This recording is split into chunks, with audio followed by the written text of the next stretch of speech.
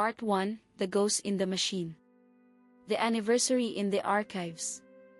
Elara Vance sat in the chilling silence of her tiny Brooklyn apartment, the digital glow of her 3 monitors the only light against the suffocating New York night. It was the 15th anniversary of the day the world decided her father, Arthur Vance, had died in a private plane crash over the Atlantic.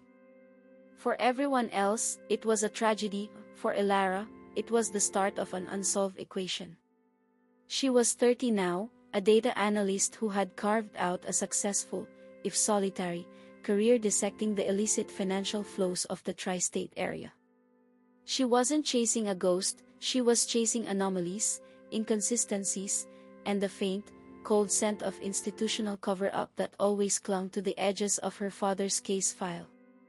Arthur, once a fearless financial journalist, had shifted into a consulting role with the Department of Homeland Security (DHS) shortly before his death. The official narrative painted him as a burnout, but Elara knew better. She knew he had been closing in on something monumental, something he called the Chimera network. Tonight, she was staring at the single piece of fresh evidence she'd received in 15 years, an encrypted file, anonymous and time-delayed, that had landed in her secured inbox precisely at 0:01 a.m. It wasn't a confession or a document, it was a photograph. The image was grainy, taken in low light, showing a cluttered office desk. Amid stacks of papers and obsolete recording equipment, there was a single focus, a small, tarnished silver compass, barely bigger than a quarter, nestled inside an old, leather-bound journal. Her father's compass.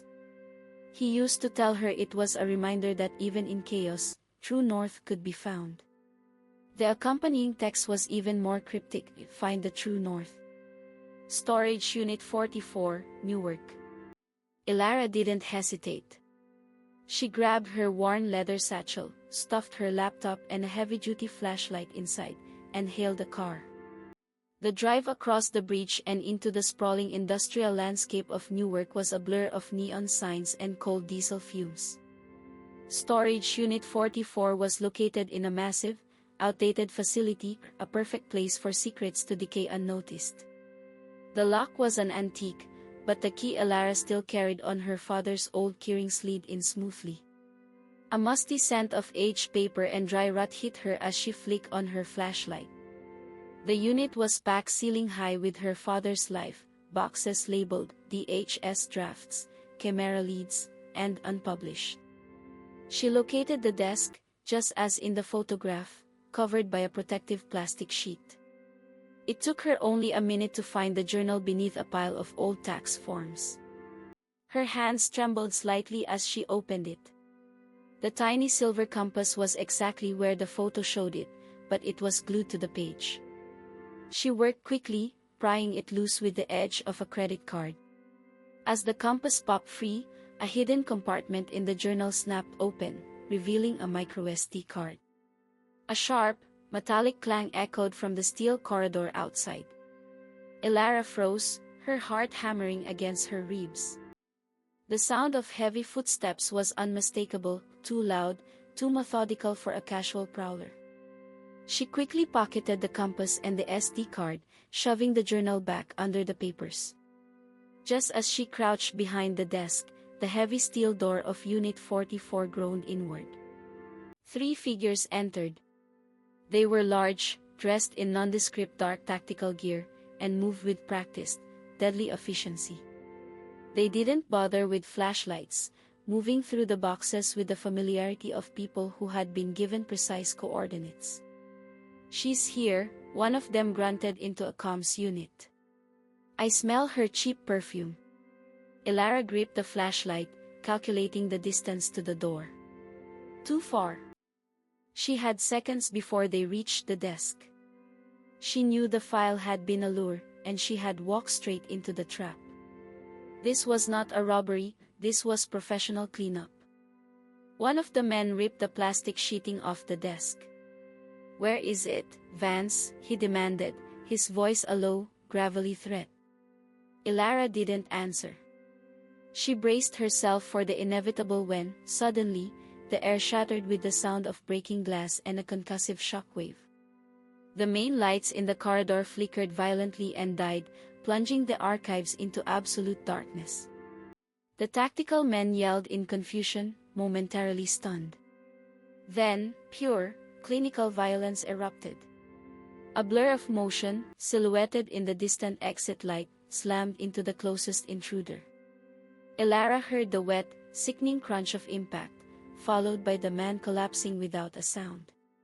The second man reacted fast, raising a weapon, but a new figure, tall and impossibly quick, moved with the speed of a predator. He was all dark-tailored suit and cold, lethal action. He disarmed the man with a precise, bone-breaking twist, and the intruder's own weapon was used to knock him out instantly. The third man turned to flee, but a voice, smooth, deep, and utterly devoid of emotion, cut through the chaos. "Don't make me chase you. The cleanup is expensive enough as it is." The man paused, visibly intimidated. The figure in the suit stepped out of the shadows, revealing a face of sharp angles, intense eyes, and an aura of tightly controlled power. This was Silas Thorne. Silas walked deliberately toward Elara's location, ignoring the two bodies now strewn amongst the boxes. He stopped directly in front of the third man, who swallowed hard. "You're Volkov's property, aren't you? Tell him he missed." Silas didn't wait for a reply. He delivered a swift, concussive blow to the man's temple, dropping him like a sack of stones. Elara, heart still racing, slowly stood up, holding her flashlight like a weapon. "Who are you?" she whispered, the question feeling foolish in the face of such raw, instant carnage. Silas Thorne turned to her. He was strikingly handsome in a severe, dangerous way, his composure absolute despite the chaos around him. He wasn't breathing hard. He looked at her with a strange mix of pity and grim determination. He reached into his jacket and pulled out a clean, minimalist business card, handing it to her. It had a single letter embossed on it, GM. "Your father saved my life 20 years ago," Silas said, his voice flat. "That debt is long overdue. I've been waiting for you to surface." He didn't offer a hand to help her, he merely looked down at the bodies. "Go to the port of Newark. Dock 17. Midnight. Alone." He paused, his eyes locking onto hers, seeing straight through her fear to the steel core she had inherited from Arthur. "Or stay here and finish what Volkov started." With that, he walked out of the storage unit, leaving the three unconscious intruders, the scent of ozone and dust, and Elara, standing alone with her father's memory and a powerful, terrifying protector. Dock 17, the weight of a debt. Elara arrived at Dock 17 precisely at midnight, the massive container ships of the port of Newark looming like dark metallic giants against the humid night sky. She kept the SD card secure in her pocket and the tarnished silver compass clutch in her hand. Silas Thorne was waiting for her on the deck of a sleek, expensive-looking yacht, which looked ridiculously out of place next to the rugged freighter vessels. He was leaning against the rail, looking less like the CEO of a successful logistics firm, which his publicly known profile stated, and more like the shadow he truly was. "You came," he stated, a fact, not a question. "I prefer my confrontations in well-lit areas, but you didn't give me a choice," Elara countered, stepping onto the gangplank. Silas gave a humorless flicker of a smile. "Volkov doesn't operate in well-lit areas, Miss Vance. And neither did your father." He led her into the cabin, a minimalist space that screamed security, bulletproof glass, a Faraday cage hidden in the walls, and state-of-the-art encrypted communications gear. "Let's dispense with the pleasantries," Silas began, pouring 2 glasses of water. "My name is Silas Thorne. GM is an old operational designation. I run Thorne Logistics, a legitimate front. But I used to be a fixer for the very organization your father was trying to dismantle, Viktor Volkov's network." The Chimera network.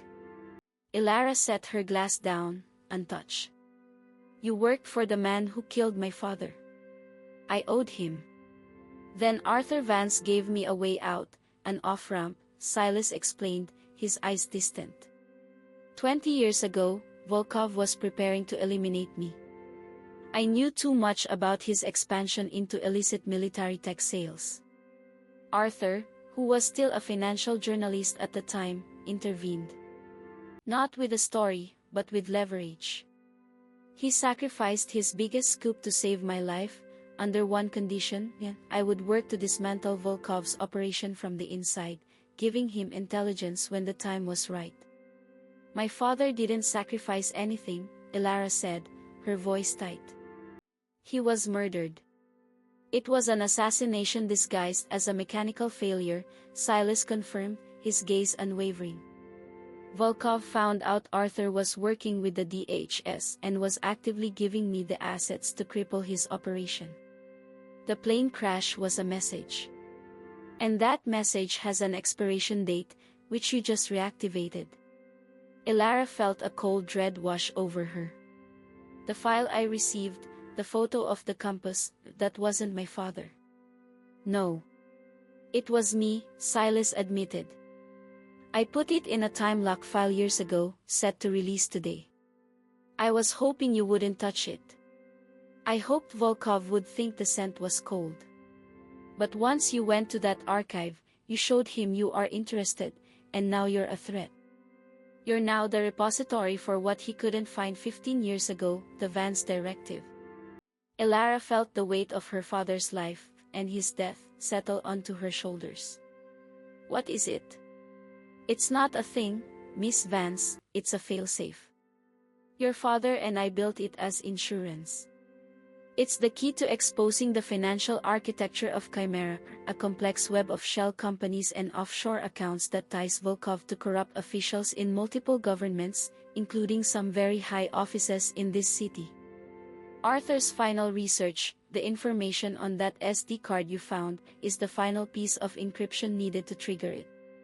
Silas took a step closer, his hands resting lightly on the table. Volkov believes it's a physical item, a code, or a hard drive. He wants it because its release will destroy him.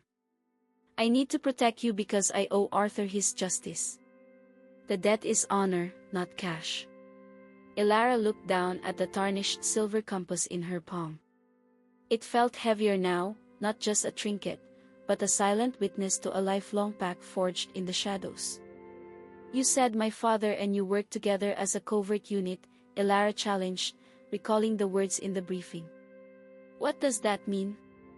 How deep were you? Silas paused, his eyes narrowing slightly. He didn't avoid the question, but he chose his words with care. Arthur was never just a consultant. He was running a deep asset operation, using the cover of the DHS to funnel information to me. My task was to create holes in Volkov's legitimate business. Thorne Logistics was built to look strong, but every shipment that went missing, every contract that went sideways, was a direct blow to Volkov's cash flow. Arthur almost destroyed him before he died. He walked to a secure panel on the wall and entered a complex code. The panel slid open to reveal a compartment housing an encrypted tablet. I am going to keep you safe and finish Arthur's work, Silas stated. You have the key, the SD card. I have the network and the firepower. We are partners now, whether you like it or not. Volkov has already sent out his hunting dogs for the directive. We have to move faster than they do. Elara looked at the tablet, then back at Silas. He was an ex-criminal fixer, a man capable of paralyzing violence, offering her protection out of loyalty to a man she barely knew as a DHS operative. But she had seen the cold efficiency with which he had dispatched her attackers, that competence was currently the only barrier between her and a bullet. She extended her hand, the SD card still tucked safely into her other palm. Show me the files, GM. If we're partners, I need to know the true scope of the Chimera network. I need to know exactly what my father died protecting.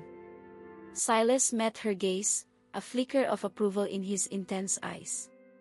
He took her hand, a firm, non-committal clasp. Welcome to the deep end, Miss Vance. You have your father's instincts. Let's hope they're enough. He began to brief her, the screen of the secure tablet illuminating with organizational charts, financial diagrams, and photos of men in expensive suits. The story of the Chimera network was vast, stretching from the docks of Newark to the capital cities of Europe, all orchestrated by the cold ambition of Viktor Volkov. Elara, the meticulous data analyst, began to process the sheer scale of the operation, realizing that her small SD card was not just a piece of evidence, but a detonator aimed at the foundations of international corruption. Part I-2, The Fractured Trust. The high-security cage. Silas Thorne's high-security apartment turned out to be a minimalist, concrete fortress situated near the top floor of a nondescript luxury building in the financial district.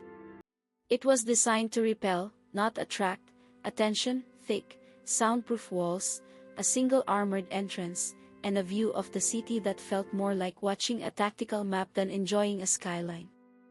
Elara spent the first 24 hours in a state of hyper-alert exhaustion, glued to the secure tablet Silas had provided. She was a master of data analysis, but Arthur Vance's final work was layered and complex, moving beyond simple finance into cryptographically secured communications and proprietary military technology transfers. Silas, maintaining his CEO persona, worked remotely from a separate soundproof office, his commands barked in low tones to his security team, Marcus and a handful of others, who maintained a silent perimeter. The documents Silas supplied confirmed his narrative. Arthur, leveraging his DHS access, had spent 2 years building a case that meticulously linked Viktor Volkov's Chimera network to 3 specific lines of sensitive cargo, long-range tracking beacons, encrypted satellite communications gear, and a unique, non-metallic explosive compound. The financial evidence was irrefutable, showing millions laundered through Thorne logistics before being funneled to offshore accounts. Yet, a fissure of doubt began to widen in Elara's mind. She had spent a decade compiling her own data fragments from her father's old notes, and they didn't perfectly align with Silas's narrative. Specifically, Arthur's handwritten ledgers frequently referred to a deep-cover asset inside Thorne Logistics, but always with a designation different from GM. The notes implied this asset was constantly under surveillance, even by Arthur himself. Late that evening, Elara confronted Silas in the main living space. "Your files are comprehensive, GM, but they leave gaps," she stated, laying one of her father's tattered notebooks on the polished steel table. "My father's notes from '08 reference an asset inside your firm, codenamed Aegis. He expresses deep suspicion about Aegis's compartmentalization.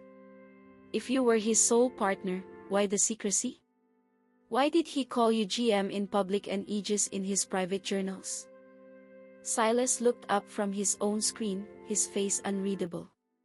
He walked over and leaned against the counter, a figure of contained tension. "Arthur was paranoid, Miss Vance. For good reason. The Aegis designation was his personal, internal security measure. If I was compromised, he needed a way to signal it to himself without writing it down. It meant, proceed with caution. Or it meant you weren't the only asset," Elara countered, pushing. "And the level of detail here," she tapped the tablet, "suggests you were actively controlling Volkov's transactions, not just watching them. You look less like a former fixer on the path to redemption and more like the architect of the entire network's logistics." Silas let out a slow breath, his dark eyes meeting hers. "I was the architect of his logistics. That's how Arthur and I beat him. You don't take down a criminal empire by waving a DHS badge. You take it down by creating a legitimate infrastructure that is secretly designed to fail Volkov at the critical moment. Every shipment, every contract was designed to look solid on paper but contain a vulnerability. That level of control is why Volkov hasn't recovered in 15 years, and why he wants the directive so badly. It exposes not just his crimes, but my entire counter-operation. Everything I built to honor your father's death. His explanation was smooth, logical, and frighteningly plausible. Elara wanted to believe him, but her analytical mind recoiled from the sheer breadth of his power. He had just admitted to running a parallel criminal enterprise for years, even if the end goal was justice. Fine, Elara conceded for now. But if we're partners, I keep the SD card. I need assurance that my key doesn't become your new weapon. Fair enough, Silas agreed instantly, a response that somehow intensified her suspicion. But you need to decrypt it. Volkov's team is looking for a physical object. They don't know you have the card, but they will soon. We need to prepare the directive for remote activation. The hostage and the directive. The fragile truce between them shattered 48 hours later. Elara was deep in the labyrinthine code on the SD card when her secured phone chimed. It was an incoming video call from a blocked number. She answered immediately. The screen flickered to life, showing a stark, gray concrete wall. Tied to a chair, visibly terrified, was Chloe Hayes, Elara's closest friend and colleague, who specialized in data visualization. Chloe's eyes were wide with panic, her mouth taped shut. Then, Viktor Volkov appeared. He was immaculate, a silver-haired man in a bespoke suit, his face calm and predatory, the true definition of a man who moved ruthlessly in the highest corridors of power. Miss Vance. Or should I say, Miss Aegis? Volkov's voice was a cultured baritone, dripping with irony. My apologies for interrupting your little play date. But you and your protector have something I want. Elara's blood ran cold. The mention of Aegis, her father's most secretive code name, proved he had deep penetration into Arthur's legacy. Or perhaps even into Silas's files. What do you want, Volkov? Elara demanded, her voice shaking despite her best effort to control it. Simple. I require the Vance Directive. I believe you, in your father's misplaced sentimentality, now possess the means to activate it. He gestured toward Chloe with a silk-gloved hand. She is a good analyst, intelligent, resilient. I will trade her life for the directive. Not the raw data, mind you. The activation key. Bring it to the abandoned munitions factory in the South Bronx. 1 hour. Come alone. If you bring GM, I send you Chloe's ears first. The line went dead. Elara flew out of the room, bursting into Silas's office.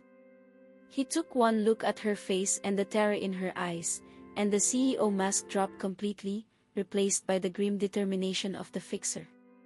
Chloe's gone. Volkov has her. He wants the Vance Directive, he called it the activation key, at the old munitions factory. Silas was already on his feet, reaching for a tactical vest hidden behind a bookshelf. This is a high-risk extraction. He knows I'm involved. He won't negotiate. He wants to draw us out and recover the directive, dead or alive. He started issuing rapid-fire commands into his comms. Marcus, 2 cars. High speed. Non-lethal priority on the hostage. Perimeter lockdown now. Elara grabbed his arm. He said if you come, he hurts her. He's lying, Silas stated flatly, strapping the vest over his expensive shirt. He's testing your isolation. You don't go in there alone. Ever. You may be the key, but I'm the lock. Within 15 minutes, they were moving. Silas's team, 3 specialists, including Marcus, the closest to Silas, moved like a practiced, silent unit. The Blitz and the Broken Soul. The munitions factory was a sprawling, derelict industrial graveyard, perfect for an ambush. Silas moved Elara into a vantage point overlooking the main warehouse floor, handing her a pair of military-grade binoculars. "Stay here. If the comms go down, you leave. No exceptions."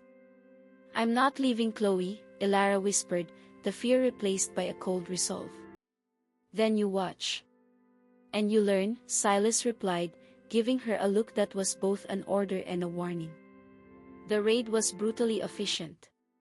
Silas and his team breached 3 different entry points simultaneously. The firefight that followed was short, sharp, and horrific. Elara, watching through the binoculars, saw the cold, controlled violence Silas was capable of. He moved through the building like a dark ghost, using non-lethal, incapacitating force on Volkov's men, but with a degree of brutality that made her stomach turn. A broken wrist, a crushed knee, a silenced shot to the spine, it was designed to maximize pain and minimize noise. They found Chloe in a boiler room, guarded by 2 large men. Silas neutralized them instantly, with a speed that defied logic. He cut Chloe free himself. "Get her out. Marcus, take her to the secondary extraction point," Silas yelled, his voice laced with the adrenaline of combat. As Chloe was rushed out, Elara ran down from her perch and met them in the main corridor. Chloe was hysterical, trembling uncontrollably, her eyes vacant with shock. She wasn't physically hurt, but her mind was fractured by the terror. "Chloe, it's me, Elara." "You're safe," Elara said, pulling her friend into a tight, reassuring hug. They knew the code," Chloe stammered, tears streaming down her face. "They kept asking about the Vance Directive." She looked past Elara, toward the shadow where Silas stood, directing the final cleanup. The violence he had commanded, the casual destruction of human bodies, registered on her face. Chloe, who only knew Silas as the polite, sophisticated CEO who occasionally joined them for lunch, suddenly saw the fixer. "Elara, who is he?" Chloe whispered, her body recoiling slightly. "What have you gotten into?" Elara had no answer. She simply held her friend tighter as Marcus ushered them toward the car. The vault and the video.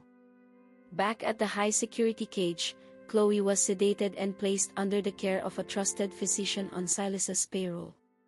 The successful extraction had come at a cost, not just Chloe's trauma, but the complete dissipation of Elara's denial.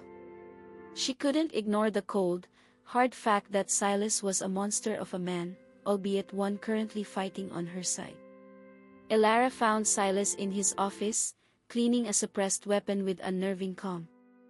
"You proved your competence tonight, GM," Elara stated, leaning against the doorframe. "But you also proved that Volkov isn't just looking for a code. He's looking for the activation method, the physical device, the hard drive. And he knew you were involved. Which means he knows about the deep cover operation. He has an asset, maybe in the DHS, maybe in your internal network." "I vetted my team, Elara," Silas replied, using her first name for the first time, a subtle shift that didn't make her feel any safer. "They're clean. They're loyal to the debt." "Loyalty can be bought and paranoia saves lives," she retorted, echoing his own earlier words. "I need the full insurance policy, Silas. My father's real failsafe. The one you haven't shown me." Arthur Vance never banked everything on a single asset or a single location. Silas Thorne sighed, the sound like rushing air in the pressurized room. He knew she was right.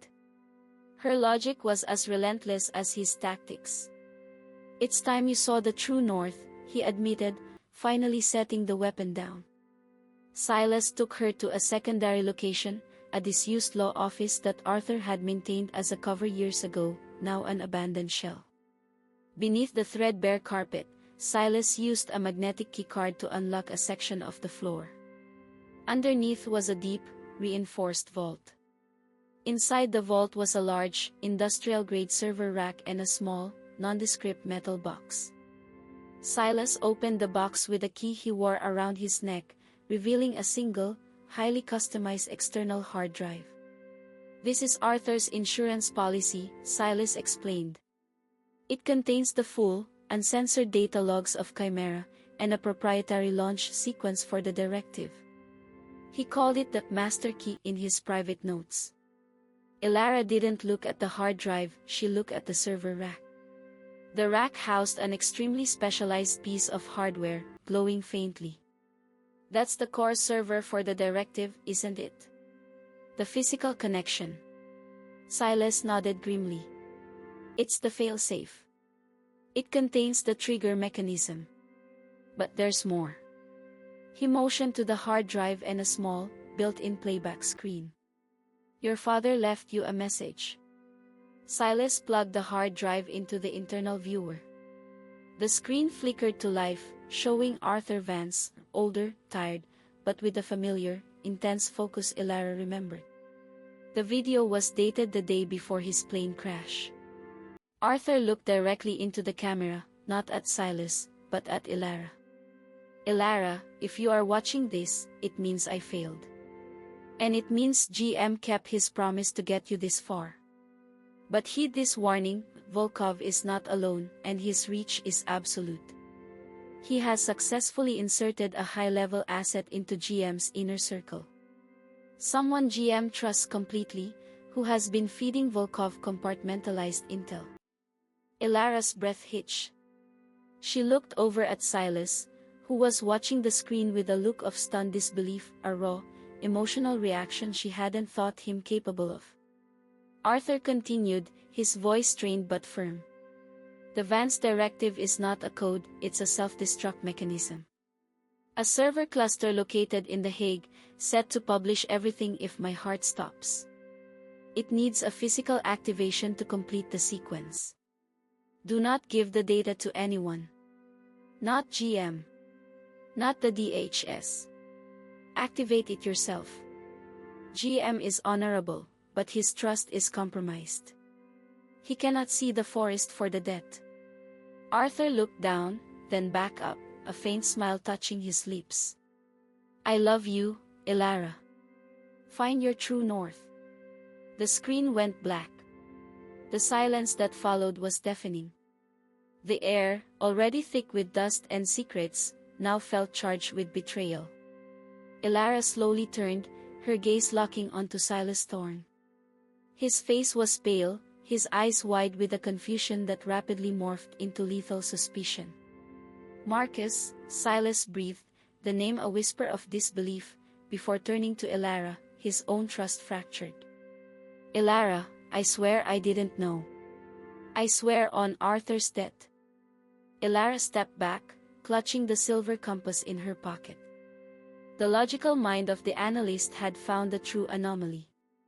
The gap in the data wasn't in Volkov's network, it was in the center of her protective shield. "You're telling me," Elara whispered, the accusation razor sharp, "that the man who just pulled Chloe out of that factory, the man closest to you, is Volkov's mole?" Silas ran a hand over his face, his composure finally breaking. "I need to make a call. I need to." "No," Elara cut him off, reaching for the hard drive. "The directive is a server cluster in The Hague. It's a physical activation. And Arthur just warned me not to give the key to anyone, not even you." The partnership forged in necessity had just fractured completely. They were standing on opposite sides of a fault line, surrounded by the secrets of a dead man. Volkov was closing in, and Arthur's video had turned Silas's inner circle into a deadly trap. The race against time had just become a race against each other. Part 3, The Race Against Time and Treachery. The Impossible Equation. The tiny vault, once a symbol of Arthur Vance's prudence, now felt like a pressure cooker. The video of her father had detonated the fragile trust between Elara and Silas. "Marcus is my right hand," Silas ground out, his voice thick with a rage that bordered on agony. He was gripping the steel casing of the server rack, his knuckles white. "He saved my life in Bogota. He vets my food. He raised the alarm when those men came for you at the archive. Arthur must have been mistaken. That footage is 15 years old. My father died because he was not mistaken, Elara shot back, clutching the hard drive to her chest. He didn't say Volkov might plant an asset, he said Volkov had inserted a high-level asset. And only two people knew about this vault, you and my father. Volkov knew about the directive, he knew where to find Chloe, and he even used the obsolete codename, Aegis. That's not a coincidence, Silas. That's compartmentalized intelligence funneled directly from your command chain. Silas closed his eyes, accepting the cold, irrefutable logic of Elara's deduction. The pain of betrayal was visible on his sharp features. If Marcus is the mole, we're compromised. He knows our operational security, he knows the high-security cage, and he knows that I would eventually bring you here. He knows about the directive, but he doesn't know what it is, Elara corrected, tapping the hard drive.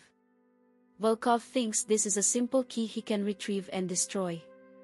He doesn't realize the directive is a server cluster in The Hague, already armed, waiting only for physical input from this master key to initiate a global, irreversible data dump. Volkov is planning to disappear. We have less than 48 hours before his primary financial conduits dissolve and he vanishes from US soil. They reach an unspoken, desperate agreement. They would proceed, but independently, using each other as tools in a mutually beneficial, high-risk maneuver.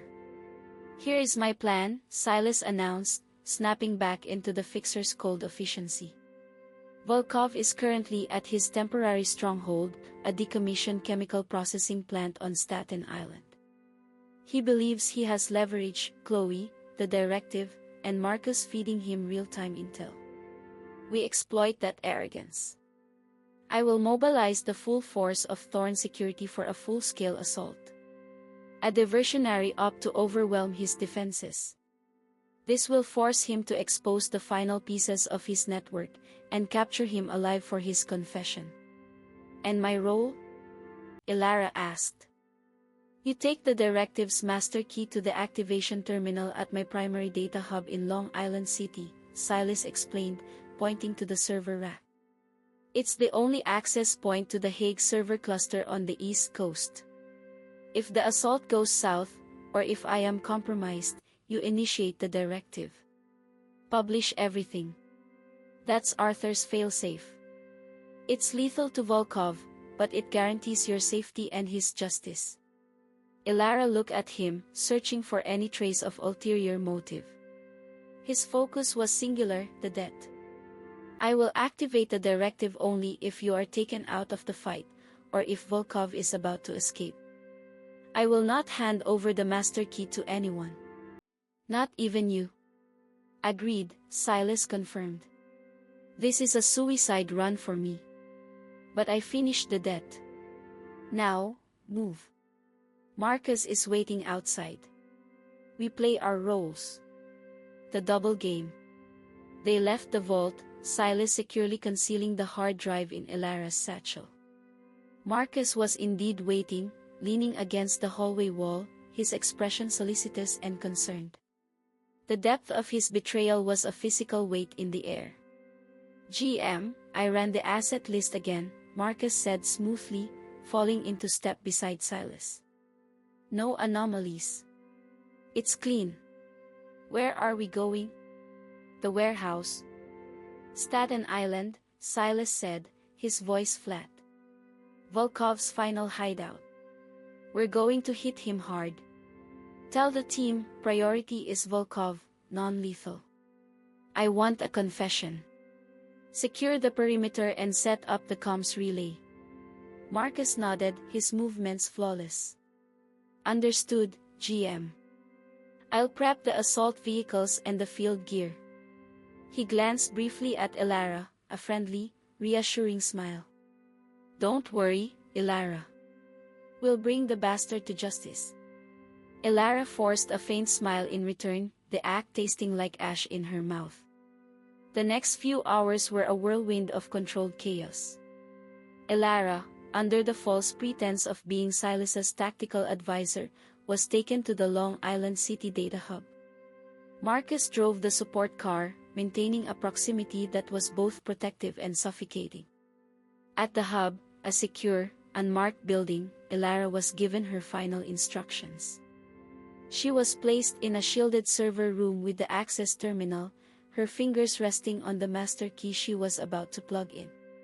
"Remember, Elara," Silas's voice crackled over the secure, one-time-use comms line. "If you don't hear from me in 90 minutes, or if the assault is repelled, hit the button. Publish. This is bigger than us." Silas and the rest of his team, including Marcus, departed for Staten Island. The ambush and the confession. The chemical processing plant on Staten Island was eerily quiet. Silas, leading the charge, moved with ruthless efficiency. His team breached the facility, securing Volkov's perimeter guards with practiced ease. The lack of resistance was the first alarm bell. They cornered Viktor Volkov in a control room overlooking the abandoned chemical tanks. Volkov was alone, seated calmly at a temporary desk, a recording device conspicuously placed on the table. "GM. I should have known you'd be the one to show up," Volkov said, an expression of patronizing amusement on his face. "Still playing the loyal dog to Arthur Vance's memory? A man who ruined your life, but not enough to kill you." "You killed him," Silas stated, his weapon trained on Volkov's chest. "You'll confess, Viktor. You'll detail Chimera, the assassinations, and the network." Volkov laughed, a dry, rasping sound. "Why, when I can have my mole record your confession instead?" Before Silas could react, a piercing electronic shriek ripped through the comms. All contact with Elara was instantly severed. Then, Marcus stepped out of the shadows, a silenced pistol aimed at Silas's head. "It's over, GM," Marcus said, his voice stripped of all prior warmth, revealing a core of chilling contempt. "You should have listened to Arthur. He always knew you were too obsessed with honor to notice the man reading your mail." Silas didn't flinch. "How long, Marcus?" "Since the beginning," Volkov interjected smoothly. "Marcus was my gift to you, Silas. A permanent anchor. I watched you build your entire life of redemption on a false premise. You made yourself vulnerable, you found the key, and you delivered it right to us." Volkov then tapped a small console on his desk. "And since Miss Vance has the directive master key, and she's a little too close to the activation point, I decided to give her a deadline. If I don't receive the master key in 5 minutes, the Long Island City data hub will be gone. A lovely fire, courtesy of the remote detonator planted under the main server rack. Unless, of course, Marcus shoots you and secures the master key for me first." Marcus shifted, leveling the weapon at Silas's center mass. "Any last words, GM?" Silas ignored Marcus and looked directly at Volkov. "The directive is a server cluster in The Hague, Volkov. It's automated. It doesn't need a physical key to die, only to live. If I die, it publishes automatically." Volkov only smiled, a chilling, absolute expression of triumph. "A clever bluff, Silas. But your life is the only insurance I need. Marcus, execute the directive." Marcus fired. Silas, moving on pure instinct honed over decades of survival, lunged sideways, the shot grazing his shoulder. At that exact moment, two things happened simultaneously hundreds of miles apart.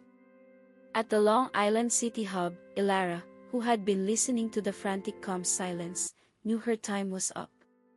She saw the clock ticking down, the 5-minute deadline Volkov had set.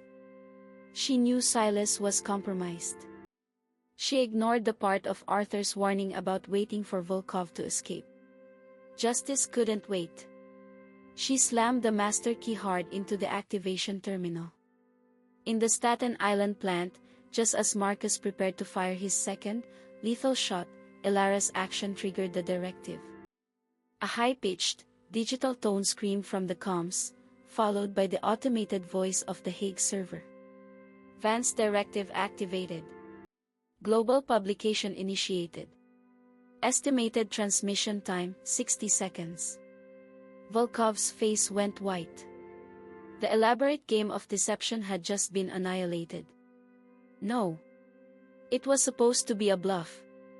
Kill him, Marcus, now. As Marcus brought the gun up, Elara's distant act of defiance had done more than just start a data dump, it had saved Silas's life. The blaring sound of incoming sirens, the unmistakable sound of FBI and DHS intervention, flooded the abandoned plant.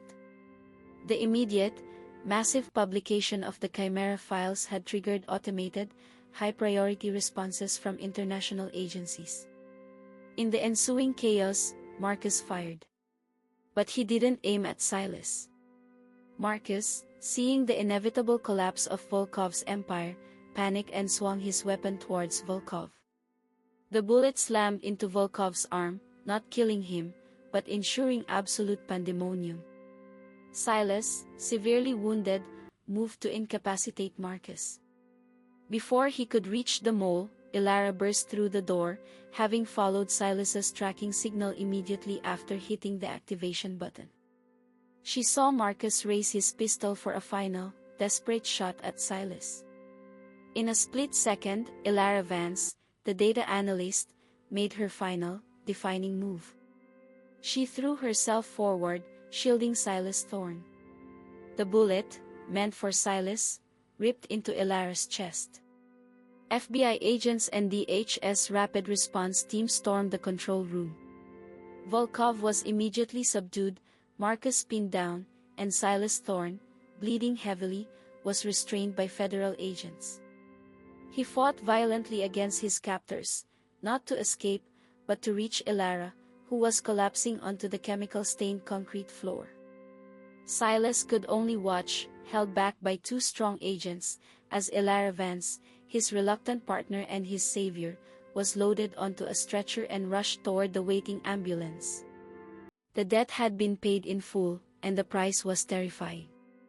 Part 4, The Resolution and Redemption. Aftermath, the silence of justice. The Staten Island chemical plant was quickly sealed off, transformed from a criminal lair into a colossal crime scene.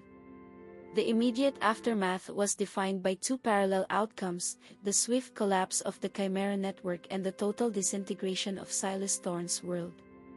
Elara Vance was rushed to a trauma center, her life hanging by a thread. The bullet had lodged dangerously close to her spine, but her quick action, shielding Silas, had bought her a slight angle that avoided immediate catastrophic damage. For 3 days, she remained in a coma, the fate of the directive's success resting precariously alongside her own survival. Meanwhile, the digital floodgates opened. The data dump from the Vance Directive server in The Hague was global, instantaneous, and devastating. It provided thousands of financial transactions, encrypted communication logs, and internal memos linking Viktor Volkov to corrupt officials, lobbyists, and intelligence figures across 3 continents. Volkov and Marcus were arrested and detained by the FBI on site, Marcus facing charges of conspiracy and attempted murder, and Volkov on a staggering array of international smuggling and racketeering indictments. Silas Thorne was also taken into custody. Despite his critical intelligence and the undeniable fact that his actions directly led to Volkov's capture, the federal authorities could not ignore the evidence of his past. The Chimera files exposed his covert operation, detailing years of money laundering, black market logistics, and the use of violent force, the very means Arthur Vance had needed him to employ to cripple Volkov. The DHS and FBI were forced to treat him as a criminal, not a hero. The debt of honor was no defense against the rule of law. 2 weeks later, Elara woke up. Her recovery was slow, painful, and marked by a permanent scar on her chest. Her first coherent demand was to speak to the prosecutor in charge of the Volkov case. The full impact of the Vance Directive was realized over the next few months. High-ranking officials resigned, international indictments were issued, and Arthur Vance's legacy was finally redeemed. He was posthumously recognized as a pivotal, deep-cover intelligence asset whose work had brought down a global criminal enterprise. Elara, the daughter who activated the failsafe, became an international figure, a reluctant symbol of data-driven justice. She received commendations and requests for interviews, all of which she politely declined, focusing only on the trials ahead. The price of redemption. Silas Thorne was facing a long sentence. His attorneys argued vehemently for immunity, citing his decades of secret, successful counterterrorism work for Arthur Vance. However, the prosecution countered with undeniable evidence of his pre-directive crimes that fixed operations that predated his alliance with Arthur. Silas refused to offer a defense based on his secret work, maintaining a rigid, cold silence that protected the operational secrets of Arthur's life. Elara attended every day of Silas's sentencing hearing. She wrote a detailed letter to the judge and testified before the court, speaking not of the cold-blooded GM, but of the man who had honored a 20-year-old debt, the man who had risked everything, and the man she had willingly taken a bullet for. Silas Thorne may be guilty of old crimes, Elara stated on the stand, her voice firm despite her physical fragility. But his motivation for the last 15 years was singularly focused on justice for my father. He gave me protection and a path to the truth. His methods were born of the world Volkov created.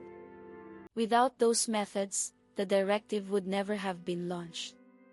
He is not just a criminal, he is a man who completed a sacred trust. Her plea was powerful, but insufficient. Silas Thorne was found guilty of several counts related to the violent security operations and the historical laundering through Thorne Logistics. He was sentenced to 5 years in a minimum security federal facility. The judge, clearly moved by Elara's testimony and the significance of the Vance Directive, stated that the sentence reflected both the gravity of his past actions and the extraordinary circumstances of his ultimate service. Silas looked directly at Elara as he was led away.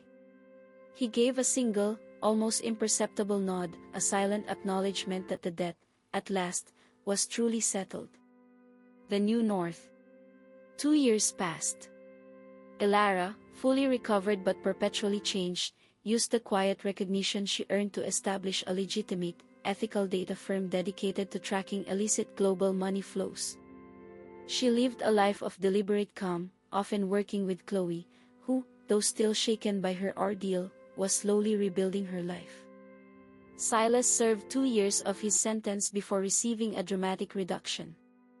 Thanks to the unprecedented value of the information he continued to provide from within prison, intelligence that helped dismantle the remaining Chimera satellites and assets, and Elara's constant petitions, he was granted early release. Their first meeting after his release took place not in the city's shadows, but in the afternoon light, at the refurbished law office that had once housed Arthur's vault. Silas, thinner and sharper, but with a different kind of intensity, stood waiting for her.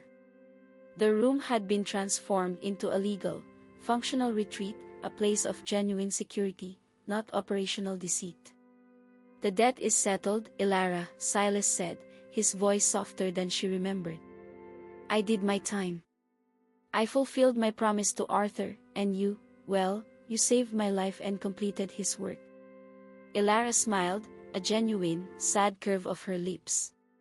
"We both paid a price, Silas. I learned that data is just noise without conviction." Silas reached into his pocket and pulled out the small, tarnished silver compass Elara had found in the archive. It had been recovered from the crime scene, preserved as evidence. He didn't offer it back, he held it out, resting on his palm. "Arthur gave me this years ago, the day he saved me," Silas explained. "He said, even if you run the shadows, always find your true north. He told me to hold on to it until the debt was paid." He then reached into his other pocket and pulled out a small, velvet box. He opened it, revealing a simple, heavy silver ring, beautifully crafted. He placed the compass and the ring together in Elara's hand. "The debt is settled." "The promise is not," Silas said, stepping closer. "I spent 15 years paying for a clean slate. I want to spend the rest of my life building something clean with you. This time, no secrets, no shadows. Just us, and a constant vigilance against the world we know is still out there." He looked into her eyes, the steel in his gaze softened by a profound sincerity. "Elara Vance, I have nothing left to offer but the truth. Will you build a new life with me?" She looked down at the compass, then the ring. The journey had been brutal, but together they had found justice, and perhaps, something more. "Yes, Silas," Elara whispered, the word carrying the full weight of her past, present, and future. "But we're starting fresh. GM is retired. And we always keep the directive updated." Silas Thorne smiled, a genuine, warm expression that finally erased the ghosts of the fixer. They walked out of the safe house and into the afternoon light, two scarred survivors ready to face a world that, thanks to their actions, was a little less dark. Part 5, Epilogue, The Quiet Vigilance. 6 months after the dawn. 6 months had passed since Silas Thorne proposed with a tarnished compass and a silver ring. Their life was no longer defined by safe houses and coded communications, but by the quiet hum of a legitimate, high-end firm they had co-founded, Vance Directive Global Analytics. Their office, unlike the cold, concrete cage of Silas's past, was a sun-drenched space in Lower Manhattan, minimalist but inviting. Elara, sitting at her desk, watched Silas through the glass wall of his private office. He was on a conference call, still impeccably dressed, but the intensity in his eyes was different now. It was focused on compliance reports and ethical sourcing, not tactical assaults. He was leveraging his deep, insider knowledge of global logistics and black market vulnerabilities to provide corporations and governments with cutting-edge risk assessment. The fixer had become the ultimate protector of legal supply chains.